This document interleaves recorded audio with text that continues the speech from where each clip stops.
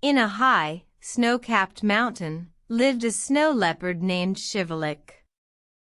He was known for his agility, but he was fearful of the unknown.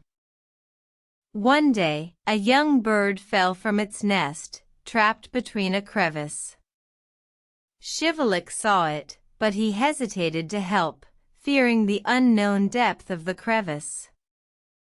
A wise old owl named Vibhuti noticed Shivalik's hesitation. He saw the fear in Shivalik's eyes and approached him, saying, "Fear keeps us safe, but it also keeps us trapped."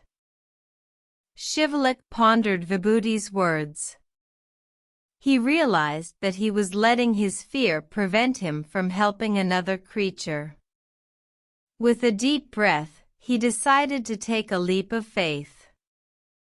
Leaping from rock to rock, Shivalik reached the trapped bird. With a gentle touch, he freed the bird from the crevice. The bird, grateful, flew away, singing a heartwarming melody. Shivalik returned to Vibhuti, feeling a sense of accomplishment.